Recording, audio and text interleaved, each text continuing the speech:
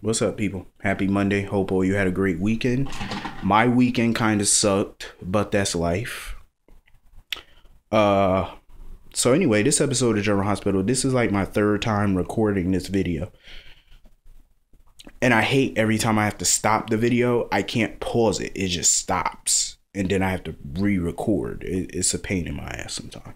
But anyway, so I'm going to try to breeze through this because now I have to re-talk about everything I just talked about. So anyway, we have a new Dylan Quartermain. I believe his name is Robert Atkins or Watkins, I believe. He looks like he could be Dylan. You know, he's an older Dylan, you know, probably 30, 31, somewhere around there, maybe 29, 28, somewhere around there. So it's going to be good. You know, he's debuting next week, the same week as Laura, you know, for the big party that Luke and Tracy are throwing. Speaking of Luke and Tracy, I love their scenes today with Lulu. I don't blame Lulu and Tracy for being hesitant about Luke. I mean, you know, going through what he went through, you know, with the whole evil flute thing, and, you know, they just want to make sure he's cured. I feel like Luke getting the tattoo, the dragon tattoo, I feel like he's embracing what has happened in his life. He's embracing what he did 52 years ago. He's letting everything go finally. He's finally letting go of that secret. He's finally free of that burden, that secret that he held for 50 years. He's free of that secret now. So he's free to go back to being Luke Spencer, you know what I mean? Without carrying that guilt, because he's free of it. So I'm happy for that, you know. The old Luke is back.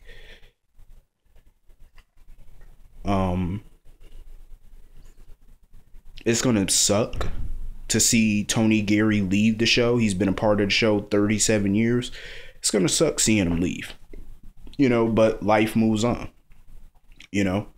I wonder what they're going to do with Tracy now that Luke is leaving. You know, Luke is the yin to Tracy's yang. So, you know, who knows? I'm curious to find out what the future holds for Tracy and the rest of the Spencers. Rumor is Jonathan Jackson, who played Lucky Spencer, him and Ethan are coming back for Luke's send-off, which I think is going to be damn good, and I hope to see it. So anyway, Rosalie, I haven't seen her in a while. She goes over to Nicholas's house, and Nicholas scolds her for making a call to him from the Quartermains, which Tracy overheard. So he came up with a plan. He told her to do exactly what Michael told her to do. Get the cash, buy Nina's stock and ELQ, but she's not going to use the money Michael gave her. She's going to use the money Nicholas gave her. So that way the stock can go to Nicholas. Pretty smooth move. Nicholas is an evil bastard now, and I kind of like it. You know, from what I heard in the spoilers, the Quartermains are going to rally together to save ELQ. Hopefully they can, because once Cassadine Industries snatch that up, it's a wrap on that.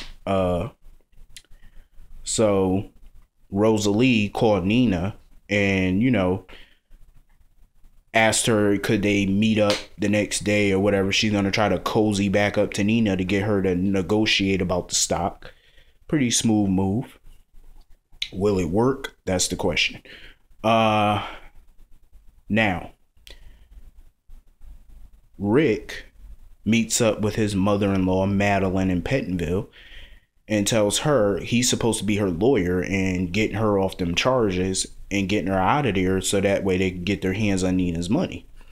He tells her that he married Nina. So now he feels like since he married Nina, he can get the money for himself, because he admitted that he damn near went broke when he tried to get Elizabeth back, because, you know, he had to pay Hayden, he had to pay the guy pretending to be Jake, you know, and just, you know, especially the money he spent on that engagement ring. So he pretty much damn near went bankrupt. So now he needs Nina's money, and he feels like he wants to cut out the middleman, which is Madeline, so he can get the money for himself.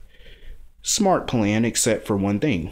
Madeline put that ass in place. She told him that if he even think about letting her rot in prison, she gonna blow his ass out the water.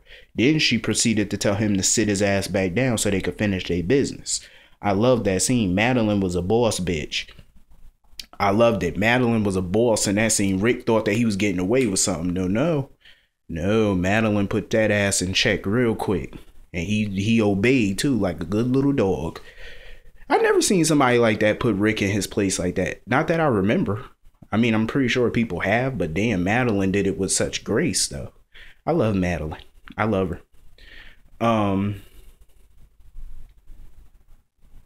So anyway, back at the Metro Court, Sloan was telling Anna about Nicholas and the mayor and the corruption, and at first Anna didn't believe him, which I don't blame her. I mean, you know, she thought of Nicholas as the nicer Cassadine.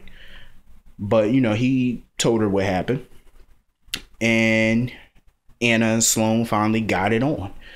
Finally had sex, which I figured they would at some point. It sucks that Finola Hughes is leaving the show soon, though. She's not going permanently, but I believe she's going to direct a movie.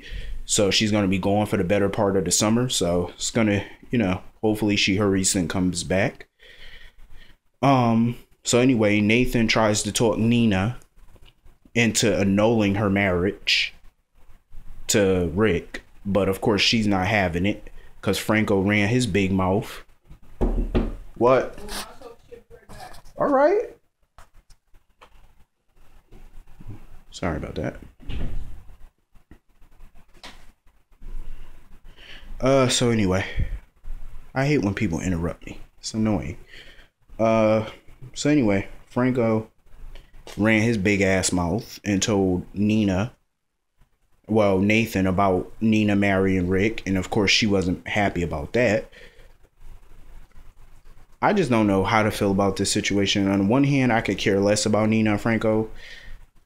I like the actors and the actresses, you know, the actor and actress that play them, but I just could care less about the character. The whole Ava being Denise being Ava's long lost twin sister, I felt like that shit was coming. Everybody knew that was coming. That's a stupid plot. I felt like that was a dumb storyline. I just don't care about it. It's like, I don't believe it. A big part of me feel like this is all a scheme cooked up by Ava. Delia's in on it. And she knows that she never had a twin. She know damn well she never had two babies. I don't believe that crap. I don't believe it for 2 seconds. I think it's rubbish and I think it's stupid. Am I forgetting anything? Guess I'm not. So anyway, all you have a great day. I'll see you all tomorrow. Have a great day.